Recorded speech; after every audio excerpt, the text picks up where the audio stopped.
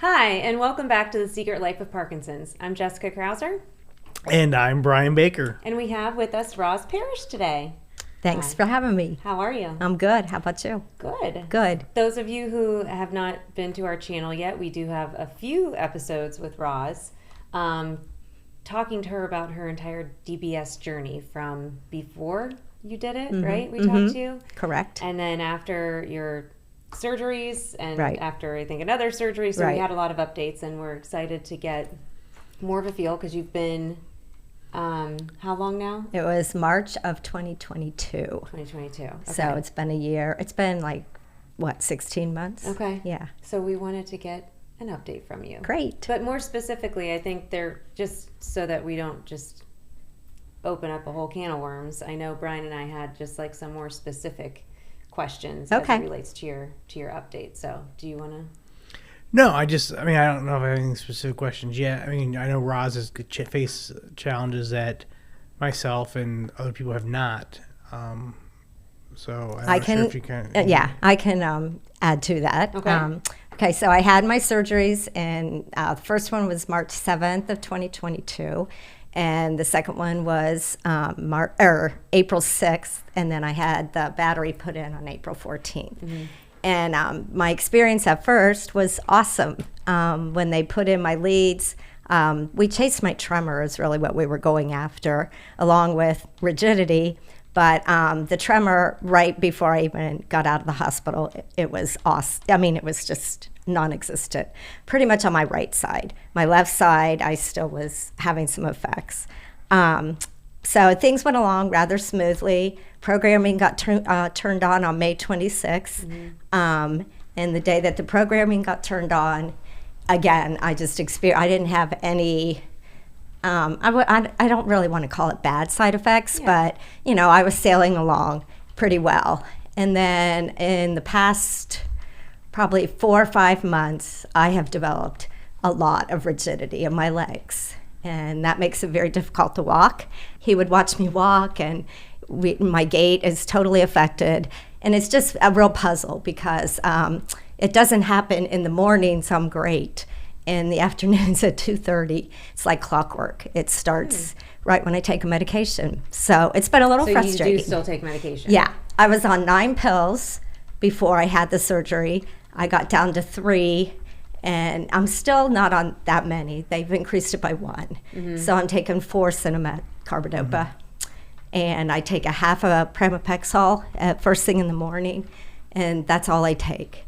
And the really strange thing is I take my last carbidopa-levodopa pill at 6:30 p.m., and I sleep all night long. Do you? Yeah, I do. Because you used to have issues. I did. Okay. I did. And my sleep habits are so much better. But I go from 6:30 p.m. till 6:30 a.m. And lately, I'd say in the past week or two, I've had more of a tremor in the morning than I used to. But when it first started happening, when my rigidity was increasing, I would wake up in the morning and I'd be great. I mean, I wouldn't even be craving that pill. So, again, it's a mystery, So can you think of anything, because we talked about this briefly and at the gym, is there anything that has changed, in your lifestyle, like personally? Because I know you're going through a lot of, Right. moving or vacationing or whatever. Right. Was that not happening last year? And could that be part of? I would totally agree with that. I don't handle stress well without Parkinson's. With Parkinson's, my anxiety level just goes sky high. Yes, we're moving, and we're building a house, and we're selling a house, and then we went on vacation, and I've had the conversation that you and I had, Jess, was very insightful for me because you weren't the first person that was telling me that I need to back off some things. Yes. And I listen to my body, when I'm tired, lay down and take a nap. I'm not a napping person. I'm a go. Imagine that. I like a nap. And so, it's hard for me to just stop. But actually recently in the past, since you and I had the conversation, which was just last week. Yeah. Or maybe it was even on Was it Monday? But yeah, I have not done very much this week at all, and my rigidity of my legs has been better. Typically, Brian and I go to the grocery store and it's after 2:30. I'm grabbing a grocery cart just to use for stability. That's Brian, her husband, not me. Yeah. Good point of clarity. Yeah. I mean, we're friends, but we're not grocery shopping together. We can start a story, Brian. So I think that I need to pay attention to that and, just take a break and lay down. And that has totally made a difference. Because, like, if you can point, you said you can almost kind of pinpoint it. This started 4 to 5 months ago. Right. What Well, was 4 to 5 months ago was about that's when we signed the contract to move. But I fell down the bottom 3 steps of our 2-story in December and January. And my husband Brian just became very, he was adamant. He's like, we got to get out of here. He said, I don't want to wake up at 6 o'clock some morning and find you at the bottom of the steps. And, he said, we got to start looking for something. But before that fall, you felt... Yeah, I felt really pretty good. Pretty good with the DBS. Exactly, right. Yeah, it hasn't been until, it all started probably, let me think here. It probably started, this is September, so I would say it started in May. Lots of rigidity in my legs. So do you see it, like, do they chase the rigidity, then the tremors start, then they chase the tremors, and that's a good the question. Dyskinesia starts? Is it like a vicious circle, or? Yeah, that's a very good question. When let me see, it's more like they told me that they were going to chase my tremor, and that we had that really well under control. And then when they stopped chasing my tremor, that was one thing that they brought up to me is that the rigidity was something that they had hoped to be able to chase, but they couldn't. And the other thing is that we think that I could have been over-medicated at one point, because as I was in the doctor's office, not only did I have the rigidity, but I also had signs of dyskinesia. Okay. And so, it's like, what are we going to go after now? When I did have the signs of dyskinesia, they put me on amantadine, and I only took that for about 3 weeks. And I honestly believe that I don't want to call it an allergic reaction, but it definitely increased my rigidity instead of decreasing it. Because I went from taking 1 pill for 1 week, they increased it then to another dose 4 hours later. And when I did that, I was a mess. Wow. So that's interesting because I take 3 amantadine a day. Really? And it helps me. Yeah. So it just goes to show how different people case can be. Yeah, exactly. Yeah. That's so true. Everybody's, like what you said, everyone's different. And I've had friends ask me, are you upset that you did the DBS? And absolutely not, because I have gotten things out of it. It reminds me of when I first was getting ready to have the surgery, and Steve said, don't expect when they start your programming for it to be like a magic wand. Yeah. It's not. So, you just have to be patient, and some days I'm good at that, and some days I'm not. Yeah, and it's hard because you've done the surgery, you just wanted to go, you want to work you want everything to work right. I think you see people like Steve, myself, who have had tremendous results. Success. Yeah, tremendous results fairly quick. Right.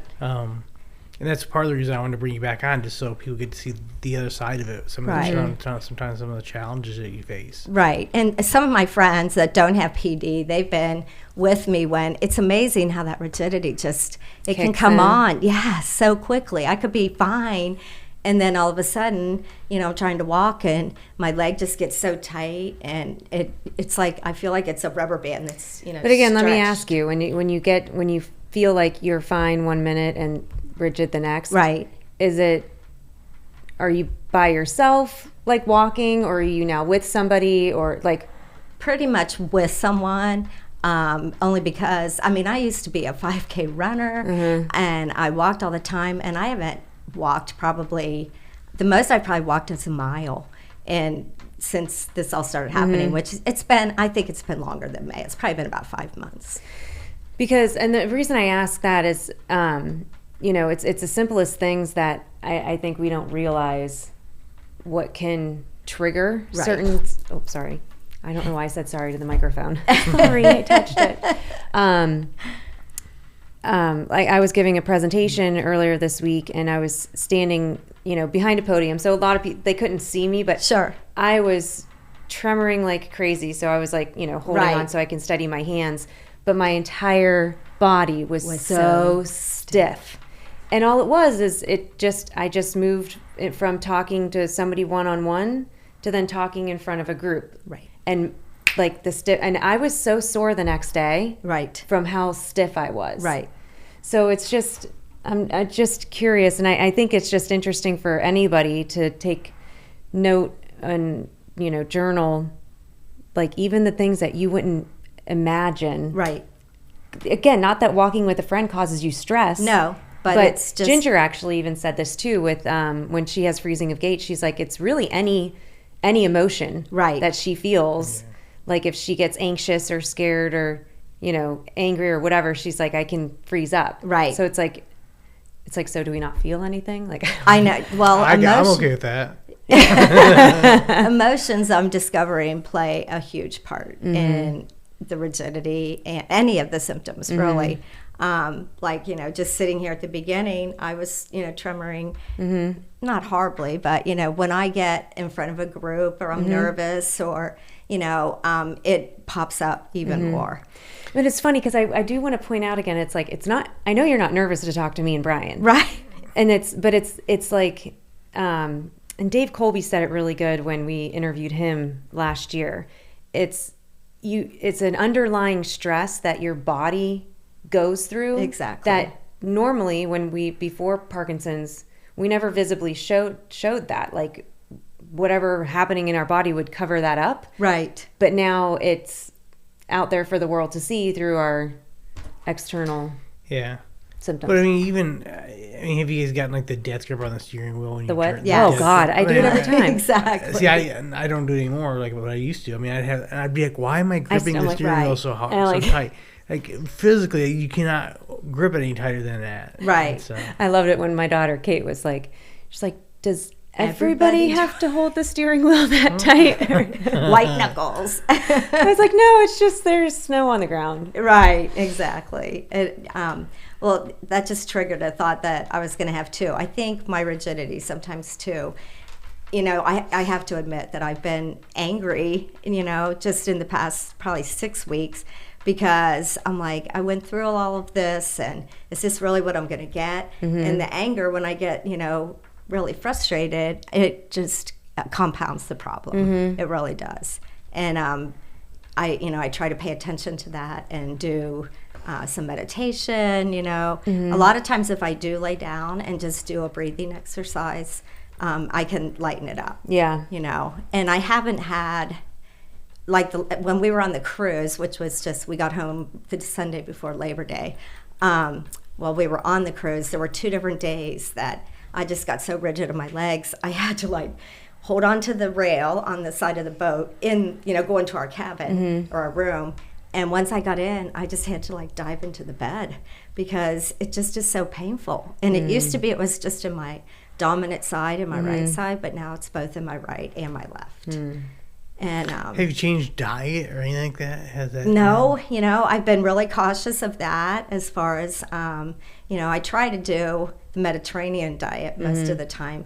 Now I did, when I think about it, I did have, they had that soft serve ice cream on the boat that you could have at any time that you wanted it. So I never eat ice cream every single day at 2:00 in the afternoon, And then the other thing is that I feel like I have to be cautious with is, with alcohol. I mean, I know that you probably shouldn't be drinking a bunch of alcohol with your drugs, but I was on vacation. I wanted a glass of wine, so that can attribute it to, but sometimes though that helps. I was going to say, it really helps me. Actually. Exactly. Yeah. Sometimes that makes me just calm down and, I go from being terrible to being able to handle things. Exactly. Yeah. So, is there anything else? I mean, I find it interesting. Have you noticed anything else that, like when I'm working out and stuff, except I don't see you working out. Sorry, Brian. I see your Saturdays. Saturdays, right. I see your Saturdays. Exactly. But because I feel like it's harder for me to work out now too than it has been. Why? Because of the rigidity in my legs. You know, I feel like I have to take But didn't you more also breaks. just recently break your foot or something? Well, I did. Yeah, I did. So, That was on June 3rd. Yeah. So yeah, those back-to-back things were probably not. Yeah. Helpful. No, they're not. And it happens to me all the time. It's just so, you know, I seem to always be in the wrong place at the wrong time, or something bizarre Yeah. just happens. But, you know. Does he ever work with or recommend, like, you know what, let's go to this neurologist and see what they think? Or Well, actually, that just happened. When we got back from the cruise, everything just kind of got, you know, he had things come up that he had to go to, whatever. And I had actually reached out to Ellen at the Cleveland Clinic because she was my original programmer. I sent him, you know, an email and just said, you know, I have another appointment with Ellen, and his comment back was, you know, if you can't be your own health advocate, there's something wrong. He said, don't ever feel like I would be upset about that, you know. And he said, you know, she has more experience in programming than he does. I mean, he was very, very kind. And I sent him back an email and told him that, you know, that's what makes him a good doctor. Oh my gosh, I mean, absolutely. he's fabulous. Yeah. And his bedside manner is what makes him Yeah. a good doctor. Yeah. So I do go to Ellen on Tuesday. Oh, good. This I'm on her coming week? books. Okay. Yeah, the 19th. And I just looked this morning to see if I had a half-hour appointment, and she blocked out 2 hours. Oh, good. So I'm really feeling Like, I kind of want to go with you. well, you can't. Like, journal it. Like, Exactly. But yeah, because I would love to hear her take on, you know, first getting you back to where you need to be, but just finding out, is it the added stress of things that you're doing in your personal life, or is it, you know, do the stressor of breaking your foot, and then you like, are those changes that compound an effect, and then how do you fix it from there? So. Right, exactly. Well, I have a whole bunch of questions for her, so I will, you know, ask about those. And that's the other thing that you've instilled in me. Journaling is so important, and you've instilled it in me too. You know, I think it really is. You know, you have to keep track. Yeah. And Ellen, when she first agreed to, you know, see me again, she said, I need you to be writing down everything. So I have pages that actually this weekend I got to type up a few things because my handwriting is terrible. Yeah. I mean, and that was the other thing I noticed right after I had the surgery. My handwriting was like beautiful again. Was both it? Both of Allison and Meredith both said when I would write them a note, Mom, your handwriting is so great. And it's gone backwards. So, you know, well, I'm anxious to see. Yeah, and none of that, but you also have a probably different person. You probably have a different person from Boston Scientific up there too. Yes, I do. Yeah, Ian, I miss Lisa. We have Greg, and Greg is awesome. In fact, Brian reached out to him when things got, you know, when we got canceled, and just said, as a concerned caregiver, I did not realize that he was doing that, but he contacted Greg and just said, you know, we're going to be with Ellen. I think when he contacted Greg, he was just asking questions of, you know, what about this? What about this? That's the Boston Scientific guy? Yeah. Okay. And Greg actually reached out to us on Monday and said, I'm going to talk to Ellen, and I would like to be there, you know, with you too. Yeah. And I'm great with that, you know. Yeah, and I don't know if the other device coming. I mean, having those contacts at Boston Scientific has been critical. Exactly. Yeah. They know a lot. I mean, they really do. It's their equipment. Right. Yeah. So for them to be there, I feel is very important. Oh, absolutely. So, so he's going to be a part of it too. So. Well, thank you for this follow-up, and it sounds like we're going to have to do another one in like maybe a month or two. That's to fine. See how everything goes with Ellen. So. Right. And let's hope that, you know, I mean, my mantra when I first, you know, started on this journey was, my faith is going to be greater than my fear. And I'm holding on to that, and I'm holding on to the fact that, you know, Ellen will come up with something, and we'll get through. Yeah. Good. So. You're a strong lady. Thanks, Roz. Yeah, thank You're you so welcome. Much. Thanks for having me. In our last 30 seconds, I'll leave you with this. We've shared lots of DBS stories. While all have been rather success stories, they each have their own journey. Even though Roz has faced some challenges along the way, she is not giving up. You have to remember that DBS is just like our disease. There's no journey that is the same. Thanks for tuning in.